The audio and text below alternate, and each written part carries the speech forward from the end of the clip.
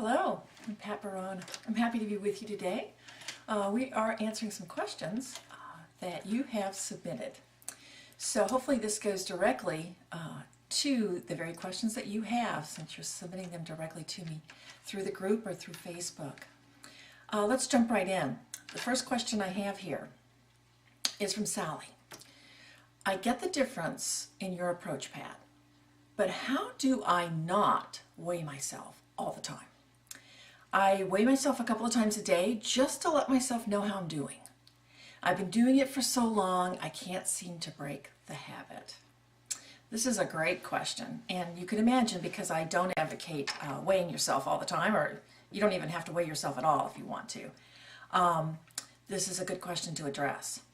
A lot of people have problems going out of diet mentality and into a body-centered approach to life, and having that scale, having been in the past, the main reminder that they've got. So first of all, you have to understand that the number on the scale does not mean what you think it does. You can begin to eat in a very healthy manner. You can eat very consistently in a very healthy manner, and you can still see that number on the scale do some wee-wonkin' things. I mean, it can go back and forth. The point is, if you are basing your behavior, your responses, your actions on the number on the scale, you are never going to get anywhere. And so I just want you to understand a little bit behind that. Now, what happens is we ascribe the moniker or the headline truth to what's on the scale. And it is not true when it comes to body fat. It doesn't have anything to do with it. Even the scales that say they monitor body fat, they don't. It's kind of a rough estimate that is based on a calculation that the scale does. So the scale will give you a different number. It will vary greatly. For some people it varies huge amounts, but for most people, if you were to weigh yourself at the same time every day, having, say, not eaten anything at all, and you weigh yourself every day for a month, you're going to see a wide range of numbers there. And those numbers are going to come in little packages or little ranges. And so as you start to look at this number in a more objective way, you will notice, say for instance, you are beginning to change habits, you're eating in a much healthier manner. Maybe the numbers that you see on the scale in the range that you have right now as you start is like 199 to 204. You know, say the first week or so, those are the numbers that show up. Again, if you just record them, you don't ascribe any meaning to them, you will notice that range is there. Maybe after 10 days or a week, you'll start to notice that the numbers are in a different range. Maybe you've got some 197s in there. Maybe you've got some 202s seem to be the top. But your range has shifted to that little bit lower range. And then it'll shift again. And it may stay in one range for quite a while, even a month. And then you'll see it pop down. All of a sudden you'll realize I'm seeing some lower numbers here and there. Now, in the course of a day, if you're looking like Sally is, sweetie, if you're looking at that scale twice a day to tell you how you are doing, you are just beating yourself up. You are just using something against yourself. And you never, ever, ever in this life, ever, want to use a number against you. Okay? The number on this, do not ever use the number on the scale against you. Don't ever use the number on your bank account against you. Don't ever use anybody else's idea about what your life should be like, what it should look like, what elements or components it should have. Don't ever, ever, ever use anything like that from outside yourself against yourself. Just don't do it. That checking in every day, wanting to know how you're doing, I understand that. But the scale is not the way to learn it. That's not the way to actually get feedback that's going to help you. You know, some of the things that can affect that number on the scale, you may be dehydrated. You can actually be, pretty dehydrated, and you see a lower number on the scale and you think you're doing something right, when actually you're doing something really wrong. And your body's going to get really hungry or thirsty or both in order to rectify that. The other thing is, people sometimes use that number on the scale as sabotage in a different way. And that is when they start to see a couple of pounds lighter on that scale, they will use that as an excuse to eat. Hey, I'm doing pretty well here, I can cheat a little. Or I'm doing pretty well here, I'm gonna have something that I know is not healthy for me. So either way, however you use the scale against you, that's what we want to eradicate.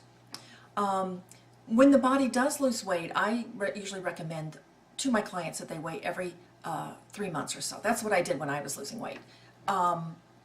It looks like a bigger change. It's something that you can handle every time. And you want to focus on the behaviors that you're changing, the new, healthier behaviors that you're incrementally putting into your life, and you don't want to necessarily focus on the weight. Also, and you've known this, I think this is a pretty common component of most diets. They will tell you body fat weighs a lot less than muscle. So as you are, if you are increasing activity and you're ramping up the exercise, then you can actually see some weight gain on the scale, and you can be a lot smaller. So you always want to make sure that you're taking measurements as well as the number on the scale occasionally, maybe every 3 months, every 4 months, a couple of times a year. And those numbers are, you're completely unattached to them. Those numbers are just representatives of some of the things that might be happening with you. I have had clients, myself actually, my 3rd year of weight loss, I lost 9 pounds. And I felt like I was really struggling because I didn't want to go the other way. So that's the year I really had to take charge of my mind so that I didn't regain the 65, 66 pounds that I had lost. But I only lost 9 pounds that 3rd year, and I lost 3 dress sizes. So again, it's really not about that number on the scale. It's a combination of a lot of different things. What you want to do is aim toward feeling great in your body, feeling attached to it, grounded in it, listening to the messages that it gives you, because it's going to guide you in this approach to weight loss that's permanent. Now, the next question I had, actually Bonnie sent this in, and it's very similar to another one that I got from Allie. So here's Bonnie's. Making good choices. How do I make good choices every day when there's temptation around? For instance, when I'm on vacation. I can avoid temptation for a few days and then I give in. And so she wants to get a different approach and strengthen her mindset. Good that she's thinking about that. It's a lot like Allie's question. Let me read that one to you. I have a problem with saying no. For instance, I may be out having lunch with my peers from work, and everybody orders a cheeseburger, and I feel awful when I have to say, no, I'm not going to order the cheeseburger. Most of the time I give in and order it anyway, just because everybody else is having it, maybe it sounds good, and I don't want to say no. It brings up something for me. I don't think this is helping me, but I do it anyway. I can be really cognizant of the fact that it's not helping me, and I still do it. So those 2 questions are really one question, and it's about no, right? It's about saying no. That's a boundary. That's something we work on a lot in the Enlighten course and some of the other classes that I teach. But we need to learn to say no when it's in our best interest, in a healthy, easy way. We want it to be easy. And the best way to make a no easy is to make it a yes. Because every no has a yes to it. And you can look at it from a different perspective. So if you're establishing this healthier relationship with food, which we all want to do, you will want to say no to some patterns that you've had in the past. And if you look at that no as, I can't be like everybody else, I'm not fitting in, why do I have to say no and other people don't have to say no? Here I am surrounded by normal people. I used to do this one. Here I am surrounded by normal people, and why do they get to eat a cheeseburger and I don't? Now, none of this, it's all mind game, right? None of this has anything to do with whether your body really needs that particular food at that moment. And it might, right? This is not about cheeseburger bad, salad good. This is about what your body needs at that moment. But you might recognize, if you're tuned in and you're growing in your awareness, you might recognize usually when I have this kind of meal at lunch, I go back to work lethargic. I have kind of a tough afternoon. It's harder for me to focus. I don't seem to have good energy. And those are the keys that you want to pay attention to. So if that happens to you, you do want to say no to the cheeseburger. And maybe occasionally you do need some really sturdy food and you might be a little low on iron. You might actually tune into your body and recognize the cheeseburger is the right thing today. But let's get back to saying no. Again, it's not about the food. Making a powerful no means that you flip it over and get to a yes. Take a moment and breathe here. Just get into your body. Breathe deep into your belly. Notice the reaction of your body. And then tell it no. Just hear the word no in your mind and notice what happens. Can you feel that sinking feeling? Can you feel that down? That energy just kind of goes inward when we hear no. And let's face it, most of us heard no millions of times in our lives, and we think being an adult means no no's, right? We get yes. Well, you got to find the right yes for you. The yes isn't I'll eat the entire kitchen cabinet. There's a yes that is really truly positive. If you again realign, get back in your body, start to breathe deeply, and you hear a yes, see if you can do that for a moment here. Just feel your body and hear yes. Can you feel that lightning that happens? Can you feel your energy opening up? We like yeses. Our body likes yeses. We want to go in that direction.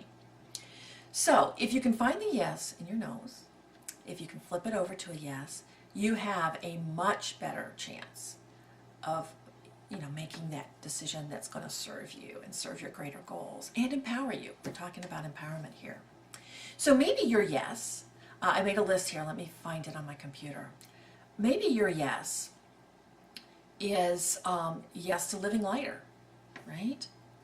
Maybe your yes is feeling better all afternoon. That's a pretty big yes in your life. If you can do that on a pretty consistent basis, say yes to something that will make you feel better at work the rest of the day, oh my goodness, that could make a big change in your life. I remember doing that a couple of times when I made adjustments at lunch so that the rest of my afternoon went well and I had good energy. I felt my weight changing a lot at that point. You might be saying yes to feeling in charge of your decisions. Nobody likes to feel like they're not in charge. And even though it might temporarily, in a couple of seconds there, feel like it's real positive to say yes to something incredibly rich and high caloric and no energy type food, that can feel powerful for a moment. But ask yourself if you want that more powerful yes that sticks with you, right? Because when we choose something that's not right for us, it's usually followed by a lot of down stuff, guilt feelings, maybe even self-criticism, self-abuse. I mean, let's face it, when we make decisions that don't serve us and we feel guilty later about the food that we eat, everything turns kind of toxic on us. So how about if your yes is being important to yourself, paying attention to yourself? If you are attending to yourself and your needs, you're going to notice when you need some big leafy greens, and you're going to notice when you need an omelet, and you're going to notice when you need a cheeseburger. But you're going to be attentive to yourself. And isn't that a bigger yes? After all, who's doing that? Is anybody doing that for you, or can anybody do that for you? No, it's your job. You're the only one that can do that. You might think of your yes as demonstrating your greater goal among your peers. I mean, imagine yourself at that lunch and you're with all the people from work, and you demonstrate that you've got a bigger goal in your life, to treat yourself well and to get yourself in a healthier weight. That's a pretty big yes to demonstrate that to people. You don't have to do it in any kind of a big way. It's just the ordering of your meal. What about saying yes to working on boundaries? We all need to work on boundaries, and we all need to get more comfortable with our no's. And one way to do it is, again, to make it in your mind, deep in your mind, a yes. So when you find yourself saying no, find the yes in it, find a powerful place, find a positive place. It is going to open you up, lighten you up, it's going to take you somewhere good. And of course, if you do that on a consistent basis, guess what you get to build? You know, a lighter life. You make every afternoon a little lighter, and before you know it, that's spilled out into other areas of your life too. And it's easier then to say no when you need to, you know, maybe food pushers or relatives that really, you know, do a lot of sabotage in your life. So that's the two questions that I had this week. I thought they were both great questions. I hope they help you too. And be sure to send others. Post them on the Facebook group, Love More, Weigh Less, or to America's Weight Loss Catalyst. You can post them there too. You can private message them to me. I don't have to use your name if you prefer that I don't. You know, just let me know that you don't want your name used, and I'll use a pseudonym. Sally, for instance, is somebody on the site that doesn't want her name used, and so I just assigned her a different name. The important part is that your question can help other people, and I'm eager to answer them in a way that just puts them right there on your Facebook page, and you can grab a hold of them. I hope you have a great week, and I look forward to seeing you soon through Facebook or you know, just through private message. Give me a call or send me an email and let me know what's working for you and what you need help with. Thanks.